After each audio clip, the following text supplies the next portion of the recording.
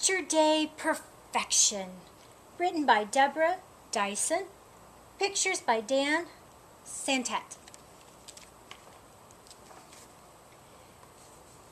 I'd planned for months. This was going to be the year of the perfect school picture.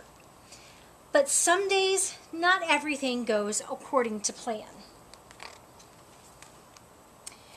The day started with the worst case of bedhead ever. Exhibit A, front view. Exhibit B, side view. Exhibit C, back view. Exhibit D, the look on my brother's face when he saw my hair. Then it took me quite some time to unearth my favorite shirt. I finally found it at the very bottom of the hamper. You might call it stained. You might call it wrinkled. You might even call it smelly. You wouldn't be wrong. Breakfast was Picture Day pancakes, a family tradition.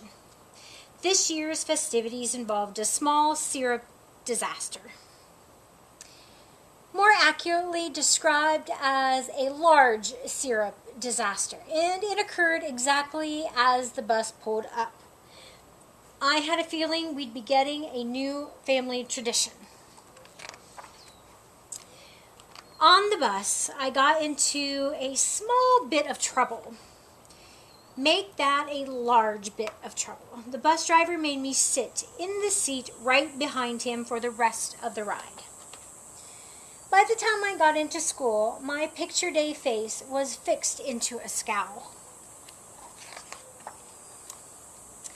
In class, Mrs. Smith collected our photo order forms.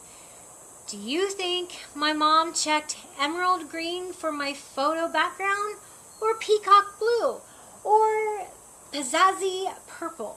Nope, once again, of all the backgrounds in the world, my mom checked snoring, boring, traditional gray. No one gets traditional gray, except for me. And it is just so happens to be the only color in the world that makes my favorite shirt disappear. All but the stains and the wrinkles. After that, the teacher had us all stand up and practice our picture day smiles.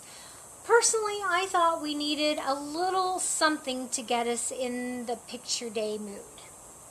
Whoops, got myself in trouble again. Luckily, I got to rejoin the class in time for art. Art involved quite a lot of paint. Or at least it did for me. Finally, it was time to line up for our photos. Ned, just in front of me, got the last complimentary plastic comb. I watched as classmate after classmate smiled for the camera. I got queasy listening to everyone say cheese. I can't stand cheese. The mere thought of it turns me green, deeply green. And just as my face reached its most awful pea green shade, it was my turn. I stepped forward. I sat down on the stool. It was hard as a rock and cold as an iceberg. Just a second, said the photographer, as he fiddled with the camera knobs. As I sat and waited, everything that had happened rushed through my mind. The monstrous mess, the muddles and the mix-ups, the whole day, from the moment I'd rolled out of bed, had gone perfectly. Even better than planned. This year I was finally going to have the perfect school picture. And that's when I heard a click. In a flash, all my hard work, my perfectly tangled hair, my perfectly rumpled shirt, my perfectly sticky face, my perfectly composed scowl, that perfect boring background, those perfect painted splatters, that perfect sickly pallor, wasted, useless, ruined. in a moment of weakness by an unexpected smile. Mom says it's my best picture ever.